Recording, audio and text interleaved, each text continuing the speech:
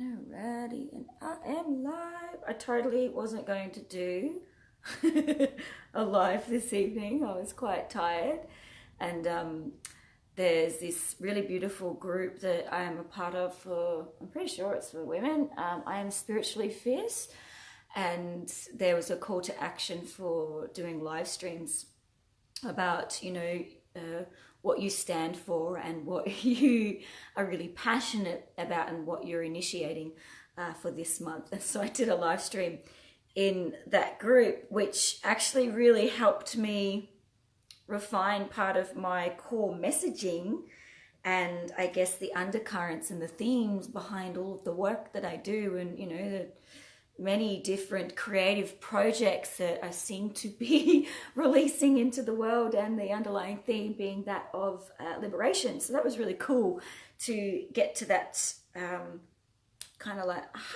part this evening.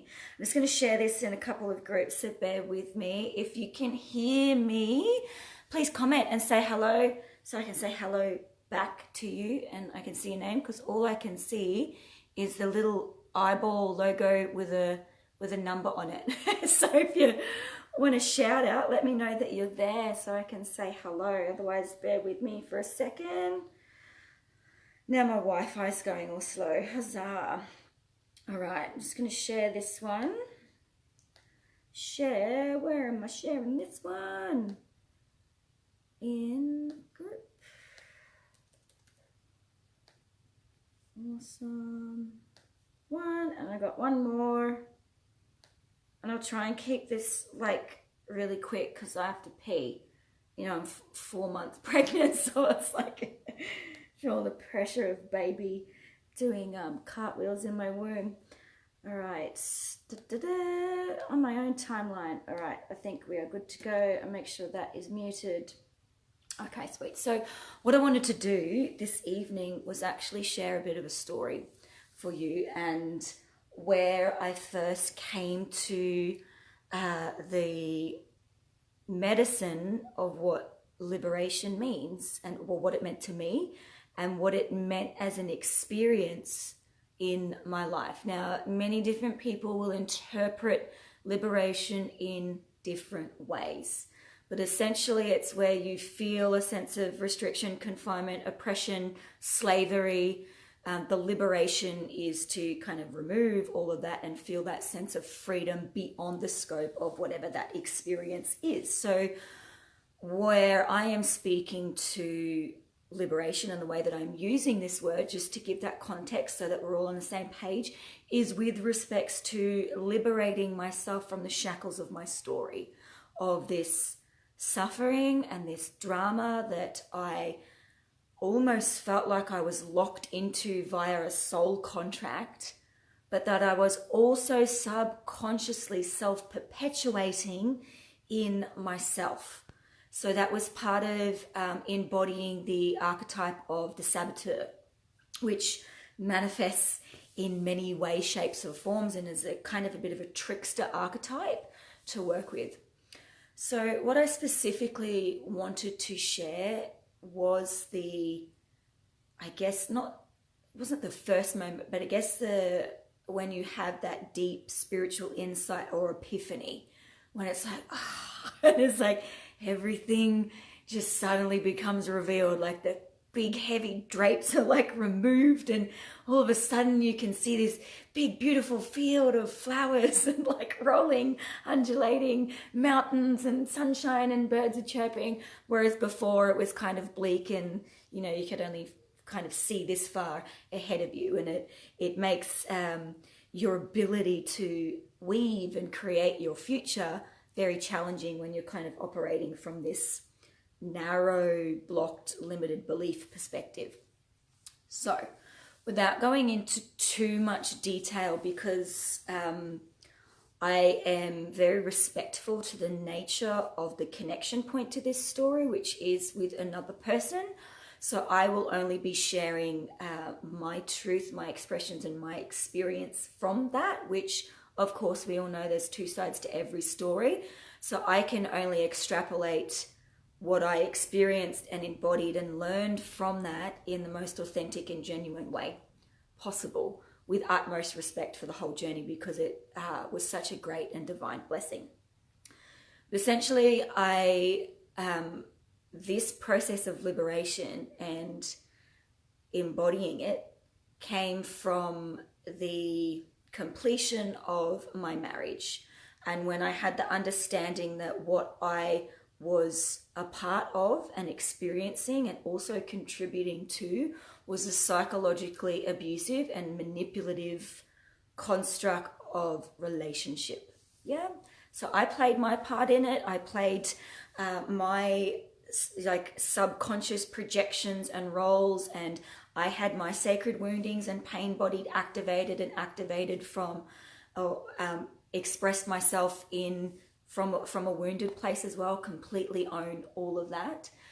But a lot of what I experienced was quite traumatic for me, and it took me a couple of years to really heal from the deep trauma. Womb song was a saving grace for me to actually come into my own embodiment practice to transition through that and to move through the deep emotional pain and hurt and everything else that comes with when the illusion is shattered and the revealing of the truth is right there, and you can't guise it with your romanticized ideals or your dreaming versions of it anymore, and you have to call a spade and just go, fuck, like, look what happened and look what I helped create. And it's just like stepping out of that. So I went through a big journey of learning, like losing myself, losing parts of my strength and my sovereign expression, and feeling free and safe to embody that and to communicate it authentically. A lot of my journey was through working through and healing my codependency, my fix-it rescuer archetypes, and also the Pollyanna and people pleaser. They were very core constructs of my personality based upon my childhood and my experience of the world, and watching the dynamics of my parents and other relationships around me. So these are just sensory information that I picked up and adapted and then integrated, and they became part of my personality construct, which for a while served me. Yeah, it's always, lovely to want to be wanted and want to be needed. Yeah. But when it's not coming from a mutually beneficial place or authentic place, then it's codependency and it's not actually really healthy, yeah? So I attracted this particular experience and journey with this person to be able to heal that. And I'm sure it brought up a lot of healing for him in his journey. And I cannot speak to that. I have no place to speak to that. So what had happened is, through all of it, the trauma that I experienced, started to question, is this healthy? In all of it, I kept pointing the fingers at myself, because that's just what I naturally do. I always look at myself first, like scan myself, like where is the wounding, at what age am I operating from, like is this truth? And I begin to psychoanalyze myself, and I, will reach out to get reality checks to see if I'm perceiving things, as they are, if there's more deeper shadow work for me to do. And I will do all of this before I point outwards.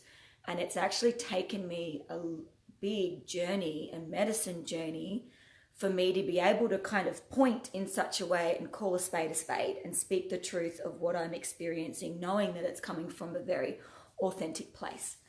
And so that was a big journey to see things for what they are, see that it wasn't healthy. I wasn't happy. My husband at the time wasn't happy. We were actually both suffering. It wasn't conducive for our growth together as individuals or a family. And I was not prepared to perpetuate that suffering on either of us or the children that were involved. There was absolutely no way that as a mother, I could allow my children to be exposed to that dynamic, knowing, like when you come into the conscious realm of parenting, you know that the way that you embody and show up is what they're imprinting, and what they're seeing is healthy and normal. And so I strive to be the best version of myself, not only for myself and for others, but for these beautiful daughters that I have the responsibility of holding and nurturing as they develop into womanhood and, you know, go off on their way.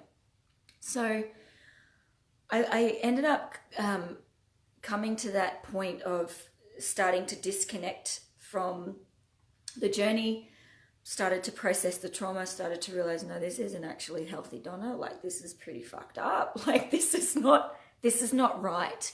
What you're experiencing is not normal and it's not right. And this shouldn't be that way. And that, you know, I had to give myself permission to not tolerate it anymore and to stand with full power conviction for the truth of sacred relating of what I upheld for partnership, and to not compromise myself for anything less, and not compromise my children or their safety either. So it got to the point where I ummed and ahed, and I like went through this big internal battle for months on end, worrying myself about what was the right thing to do, because it wasn't just my decision to make. It affected people. It affected my husband at the time. It affected my children. It affected the people around us. The fact of the matter is that we weren't married for that long. So from a social context, it was a bit of a taboo thing to do. And in all of that, like, there's just so much more stuff that I had to factor in to even make the decision to separate, and tuning in, knowing that that was the right thing to do for everybody, and to walk that path. And the biggest thing that came up for me is because I had done that before in another relationship. I got to the point, there was, you know, Aurora was involved, and it was like, I just can't do this anymore. This isn't healthy. This isn't healthy for us. I could see big picture and long term, and it was like, we need to like call it now before it starts to get distorted and yucky, and then the communication gets toxic. And, you know, if you come to that mutual understanding of actually loving and respecting each other, and knowing that if the other person is not in it 100%, then why hold on to anything less than that? And that's something that I've always embodied, and I seek to emulate in every way, shape, and form that I show up in sacred relationship, because that is love, that is compassion, and that is respect. And I journeyed through my experience of relationships and love, of, you know, doing it for the kids and keeping the peace, and grew up with, you know, violence and abuse and stuff, and neglect all around me, and that's just not healthy, right? So when I decided to make that separation and that split, I know I needed to go and create the sacred space to listen, because there was just so much stuff. I was so confused. I was scared. I was afraid that I was, you know, operating from this wound, that I was just running scared and just escaping, and that I was going to fuck it all up, and all this stuff, all this pressure, story, just huge stuff.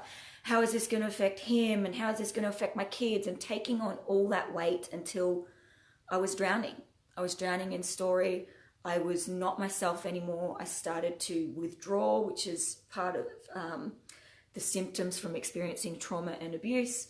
And I just disconnected and started to disassociate from everything that brought me joy and radiance and bliss and beauty and love and, you know, fun.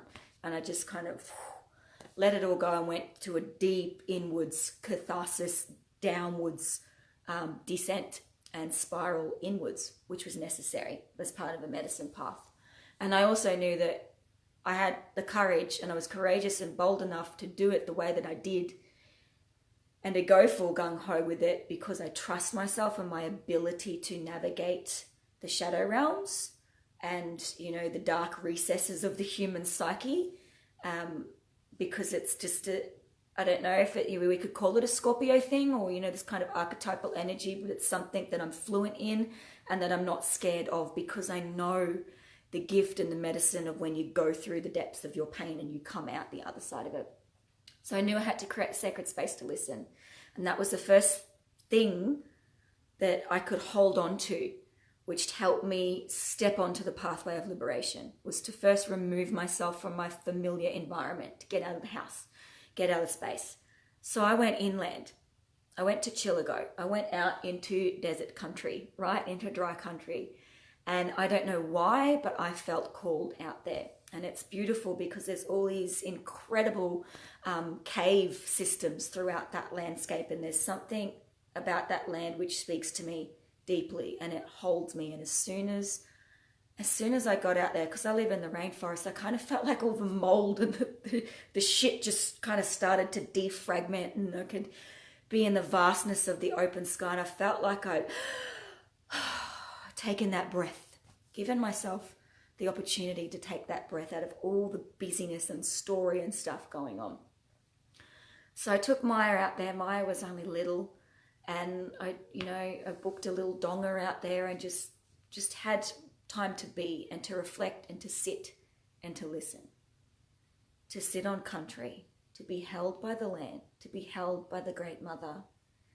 And I remember being in that fetal position as a child, just in that space of her, to be held so that I could receive her wisdom and retrieve myself.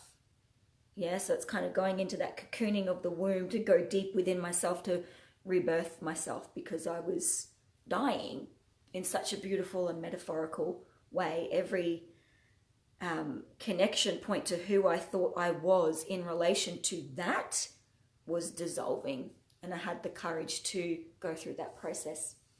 So that lasted a couple of days, and I met a really beautiful dear sister of mine, another medicine song woman, and we connected and just had that clarity and had a bit of a girls' night, and just that when you're in the presence of someone that gets you and sees you and speaks the same language of you, and you can go to those, pretty wild, outlandish kind of cosmic dreaming realms, and they get it. It's such a gift to feel that sense of belonging and sense of peace and space, particularly in the presence of a sister. And so that was such a beautiful gift. But then I knew I had to come home. Before I came home, I went to Davies Creek, which is a really sacred place for me and for many other people, and particularly women in my community. It's got very, very strong feminine energy there and strong dreaming energy. And so I went to Davies. And it was interesting because I feel like I broke this circuitry in my brain, which was the people pleaser, which was like, no, you better go home because you promised this and you said this. And it was like, you know what? I need this, and I'm listening, and this is what I'm being called to do. This is like a soul fucking yes for me, and everything else can wait. Everyone's safe. They can be left to their own vices and virtues and do what they need to do as sovereign beings. And I'm going to do what I need to do. And I'm actually going to take as much time as I need to heal. And I'm going to give that to me, whether people understand it or not, because my journey is my journey. And I remember starting to feel this really fierce, fiery energy come back to me, because I was pulling it all in, all these fibers and threads that were hooked into all these stories and dimensions. So I had some really beautiful time just being on that land, and I was bleeding at the time. So I bled on the rocks, and I did a very intense shamanic journey for myself, pulling in all different timelines from my maternal and paternal lineage and just shutting down those stacks of stories that do not filter through from me to anybody. Done. Just fucking done. That was it. Like, just boom, boom, boom, collapsing it all. And so that was a really, really powerful time for me. And then I came home, made a beautiful meal, and then shared my heart's truth that the marriage had come to a completion for me, which was really intense. And then the aftermath and the emotional stuff that came after that, and the projections and the accusations, and then the abuse and the flying monkeys and like all the stuff I could handle, because in that moment of going away and going out on country and being held on country, I'd claimed myself fully, and I began to disconnect from the story. But it wasn't that easy. Yeah, it wasn't just like, oh, I go from this la-di-da vision quest and I come back and everything's all peachy. There was an integration period of that, and I needed to go deeper into losing myself and being so consumed with drama, suffering, chatter, negative, like really sinister thoughts directed at myself, to the point where I actually didn't feel like I was in control anymore, which was something that I'd never quite experienced the depth of, particularly when we're dealing with mental health, yeah? So I can't remember the timelines after that because, you know, it's a big blur of a big medicine path that I had to walk. I remember it got to the point where I just felt so scattered and lost, and like, if anyone has experienced complex post-traumatic stress, which I've spoken about before, is there's many different triggers. So even coming back into my home would trigger responses of particular traumatic events that I witnessed and experienced, and would just totally animate the fight or flight response, and I'd go into full-on adrenal overdrive just like that. And just like my nerves were shot, just processing stuff and healing, allowing things to come up and to be purged, and also purging stuff from my ancestral timelines as well, like different beliefs and things that were coming through. But it actually got to the point where I was losing control. I was losing all mental faculties. I wasn't eating properly. So that's where the depression energy, the anxiety was just like through the fucking roof. And, you know, I couldn't even hold it down on the home front. You know, I was raising 2 girls. So I've got, you know, Maya wasn't even 1, and then Aurora, so she was 6, and it was like still doing school runs and lunches and, you know, all sorts of other people's drama around me. Like, it was just nuts. And just feeling like I wanted to scream for help, but it was, in my mind, no one could hear me. Yeah, because I wasn't very good at asking for help. And then I realized, no, I've got to do something about this. And so I reached out. And I already set up particular safety nets and lifelines for when I knew that the separation was coming. And I'd researched enough about specific topics of stories that would come, which actually played out textbook. Because I'm like, this isn't me. I'm not fucking crazy. Like, this is what's happening and this is what's going to be said. And it was. And that was really interesting to go, okay, it's not just me. Like, I'm not crazy. Like, you know, I'm experiencing something, and I was experiencing a collective story of trauma as well. But I reached out for help, and I reached out for help to some counselors, because I knew that friends and family didn't have the tools that could help me out, like just give me that lifeline. They were beautiful listening ear when I needed it, but not from that objective, you know, removed space, because there was still emotional connection points to it, and I didn't want to involve them in that. That wasn't their place. Yeah, and that's where you know, if you're experiencing that, it's beautiful to have somebody that's neutral, that will just observe it from, you know, fact and fiction and help you decipher between the two. So I reached out to one woman who is a local counsellor, and that was really fantastic. And that was more so to understand the aftermath and what to expect, and more so understanding how the brain works. And that really helped me from a mental health perspective, and creating safety and security for everyone involved to be able to manage the state and the energies, because I didn't want to create conflict, and I didn't want to create tension, and there was already enough hurt and pain and stuff going on, and I wanted to walk it as clearly and authentically and genuinely, at the same time that my heart was bleeding and completely shattered too. So that was really cool for me to understand the neurological side of it, because I'm really fascinated with how brain chemistry works, how the brain works, how, you know, the psychology and emotional responses work, and how to regulate those types of things. But there was a beautiful woman, I remember reaching out in one of the local, there was a Facebook group online called the Goddess Circle, and I did a reach out there seeking help. And a beautiful, beautiful woman named Roz Bishop, and she's based in Cairns, incredible counsellor. I believe she's a psychotherapist, but more on the esoteric spiritual side of it, so for transformational healing. And she got on a free call with me, and that was really fantastic. And this is where it all comes into culmination, right? And also me understanding the big medicine path in that.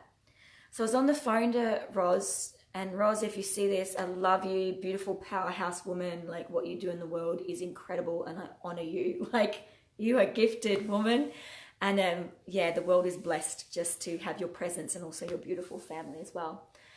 But she took me through a series of processes and questioning and trying to find clarity, because I was deep in it. And my analogy at the time was that I was in a tumble dryer. Like, I literally couldn't get out. It's no matter how hard I tried, it was just over and over and over again. And it was just like, it was turbulent. My whole body was experiencing this turbulence. Like, I had lost all equilibrium and the homeostasis. Everything was completely out of whack. Like, I was just emotionally volatile, which for me is unnerving because I'm quite resilient. Yeah, so to experience a whole flip side was like nauseating, and it was just like, wow, just mind-boggling and intense and just fucking hard. It was really, really hard. And so she asked me a few different questions to obviously map out and gauge the story, because obviously she didn't know me. She didn't know the situation, only my story of what I was presenting on the phone. And what I really loved about this particular session is the way that she held that space for me essentially allowed me to coach myself out of my own funk. And I remember getting to this space and I was like, started to listen and to, she was reflecting back to me, because I understand there's a few NLP processes in the coaching side of it, and just the way that she danced with it, with the kind of psychosis that I was in, was so beautiful, because it was like a 15-20 minutes of like just getting lost and so muddled, unclear, like full illusory story, lies, like stuff. I just couldn't see it all. And then it was as if there was a hand coming towards me, but it was my own hand going, here, like, come through. And I was able to find my own way out through the beautiful guidance of Roz and activate my own inner wisdom, which has become, now my mantra of what I help people do, is to remember to access the wisdom within. Like, it's all there. So what I came to realize through that process, like after I got off the phone with her, I had some huge awakening insights, epiphanies, like revelations, like life-changing for me. And this is 4.5 years ago. Yeah. And what that was I had this feeling that, like, the theme of what I was experiencing was being trapped, confined. I felt like I was in this spider web. There was this deep shadow energy. No matter what I did, it was so sticky and I just fucking couldn't get out.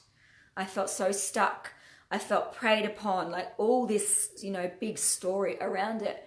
Whether it's true or not, it was true for my experience and my interpretation at the time. Yeah? And that's the interesting thing about trauma, is we all experience it in different ways. So my experience of it, I felt trapped. And then when I started to go, okay, well, if I'm feeling trapped, how do I want to feel? Like, what's the opposite to that? If I flip the script, well, that's being free. That's, embodying my freedom. And then when I started to look at my behavior and what I was creating. So it was like, in everything that I seek to do is claiming full ownership of what I do, my thoughts, my words, my behaviors, my actions, my deeds. It all belongs to me. I have complete sovereign expression and control over that. Yeah? And that is the ultimate pathway to liberation and the fulfillment of self. And when I came to that realization, it's like, okay, well, I feel trapped and I can't get out and I just want to run and I want to escape because I feel so trapped. But this is just a story. So the flip side of that is that that's my freedom and I want to feel free. So then I started to realize, well, if I want to feel free, who do I need to be? How do I need to show up? How do I need to speak? How do I need to feel when I wake up in the morning if I was in the embodiment of my freedom? And then everything crumbled around me. It's almost like all these piercing, illusory shadow stories turned into shards of glass and just fucking dropped and went. I could hear them. Like it was a very clairaudient experience for me, and it was just like, whoa. I remember being out on the back deck. I had a cup of tea and I was just like, whoa, like this is all on me. Yeah, I could project and I could blame because this happened and I experienced this or whatever, but it's like, really come back to self. What have I been doing? What have I been allowing? Okay, yeah, I allowed myself to give my sense of power away, and I allowed myself to be the people pleaser, and I allowed myself to bite my tongue for so long to make life, you know, easy for everybody around me when I was dying on the inside, and I was losing the very spark and essence of myself which people loved, because I wasn't being free and true to myself. So when I started to claim full ownership in that, that's when the inner power and that fire began to burn more brighter. That fire that I felt out at Davies Creek just, and it burned through all the bullshit, all the illusions, all of the stuff. It was just like, whoa, full mad realization, right? And the interesting part, and I share this often with those that journey with me through mentoring or group programs or, you know, like journey work, is like you get to that point of transformational healing and you reach the truth of it. And that when you meet yourself fully and you see yourself in all your human glory, yeah, in all your beautiful mess, and you get to the bottom of whatever the drama or the story or the suffering was, and when you go through that, sometimes it's a long, meandering, scenic route, and sometimes it's sharp and fast and direct, like, you know, whatever it is, you'll get to that deciphering moment where you stand in the completion of it and you begin to embody the medicine of it, and you've completed that initiation, and you just laugh. Like, I don't know if you experience it, but that's what happens to me. I just laugh because I'm like, really? I've spent how many, you know, months, years, whatever, going through all this stuff, and it was all right in front of me. So simple, so simple. The most profound spiritual truths and insights can be so simple. But yet, sometimes we've got to take the most complex and obscure paths to be able to grasp the beauty in the simplicity and the profundity in the moment, when we come to peace and acceptance of it, when we claim ourselves fully in sovereign expression, in our truth, and we claim ownership and accountability for our lives and our choices, and we begin to pull in all those threads back into self, and then take those next steps in conscious alignment. And so I wanted to share that story because when I came through that theme, and if you're just joining now, I encourage you to watch the replay so you can catch the start of the story. And of course, there's so much more into that, but I want to keep it as clear and concise as possible without animating the story and going into the stuff, because it doesn't exist anymore. It's done and dusted, yeah? And I am a better person for it. And I know that Maya's father is a better person for it on his journey that he had to go through as well. And I'm just so grateful to have come out of that whole experience and to embody the medicine of liberation and what it means to me, so that I can, one, hold space. What I mean by holding space is being present with people that are in pain or in the suffering from a place of deep compassion. Because if you've walked it before and you felt the confusion and you felt so helpless or out of control, and you've gone through that, to be in the presence of somebody else and to just be with them without trying to fix them is such a beautiful gift of service. And I feel that once you do move through whatever lessons you're going, medicine path, you know, alchemy practices, whatever, I feel that we have a moral duty and obligation to share what we can with others so that we can all liberate ourselves from suffering. Yeah, and it's beautiful because when you come into the essence and the medicine of compassion, and this is something that I had to journey after I kind of had that realization and embodiment of liberation and what it meant to me, and started to become a map maker more consciously of my life and where I'm going.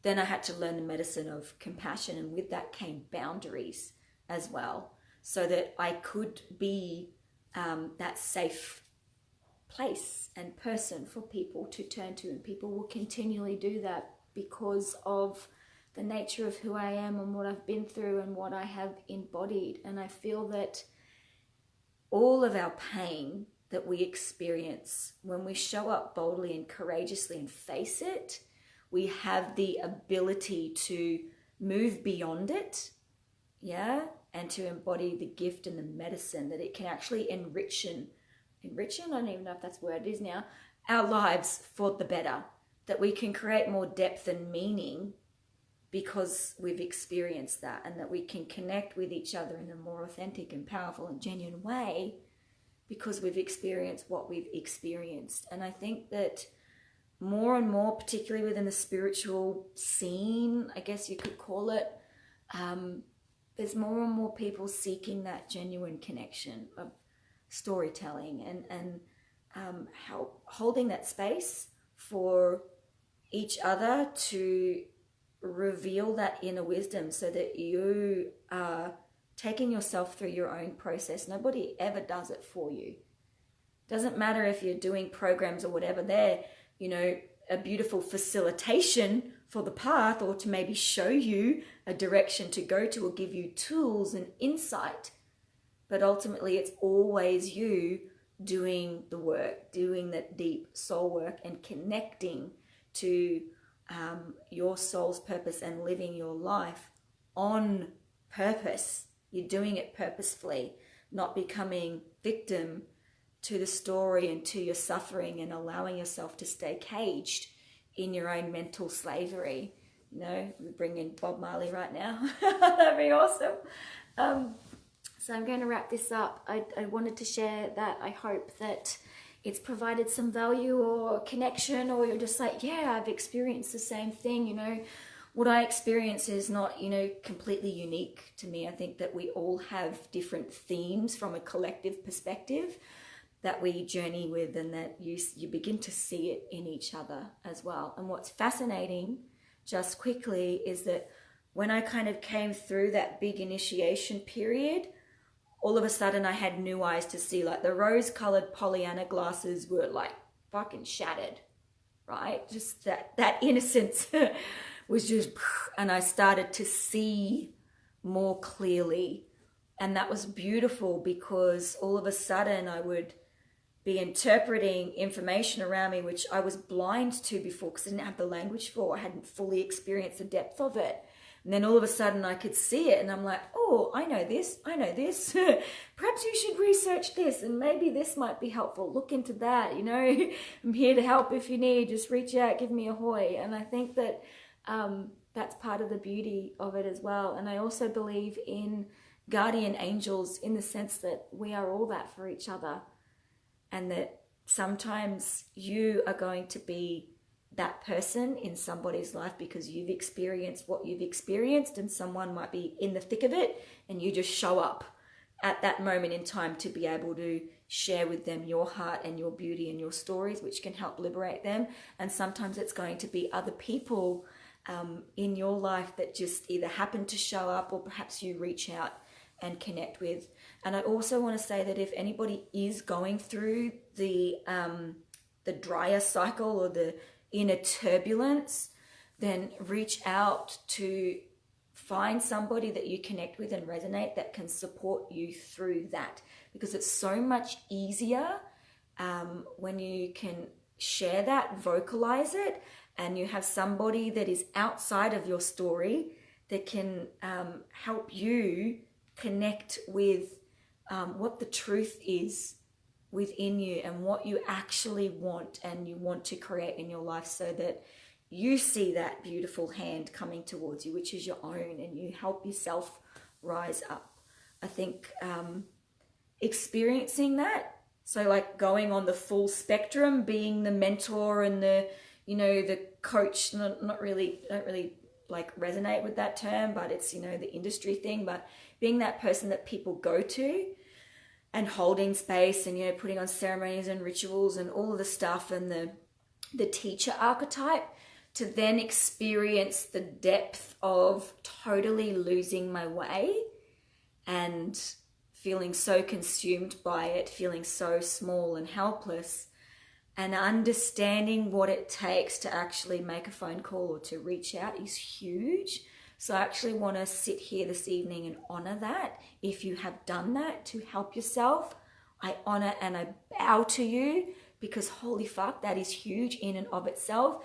And if you have yet to do it, I share with you that you do have the strength to do it. And I promise you that someone exists in your immediate reality, whether your brain's telling you otherwise and tricking you, there is somebody that can help you with your journey and help provide that ease for you, and that it is totally attainable and within your reach, whether that is a psychotherapist, a transformational healing person, a massage therapist, like whatever it is, you will find your person.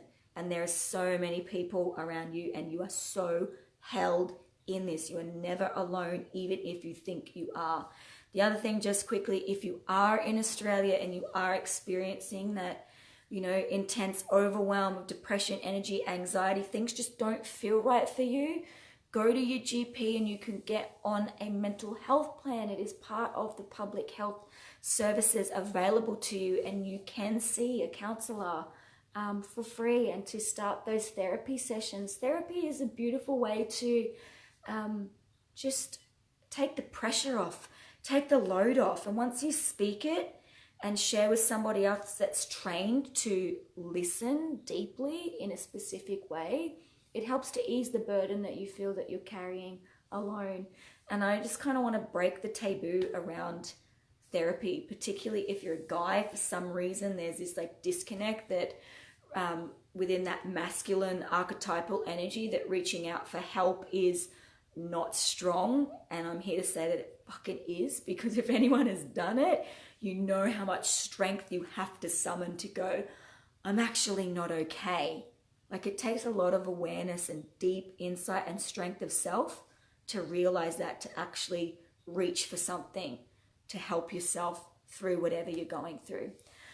So that's it for me this evening. So much love, many blessings to you. I encourage you to look at your life in areas of, you know, these themes of liberation and what you can do to liberate yourself from whatever challenges or, you know, limitations that you are feeling or experiencing at the moment. If you haven't checked out my post below, I do have the Divine Align program coming up, which is starting on August 13. You are welcome to join. That's open for men and women. And that's like a big, deep cellular reset. So the first week is journaling work, and then we go into embodiment practices, and then full quantum visualization, because as I mentioned, processing and journeying through this liberation theme, I want to share this with as many people, because I'm actually really curious to see what would happen if more and more people, little bit by little bit, came back into full alignment with their soul's purpose and calling in their heart, and were liberated from the shackles of their story and pressure of who they think they need to be, rather than simply embracing who they are truly. So anyway, you can find out more on the posts below, or message me. Big love. Ciao.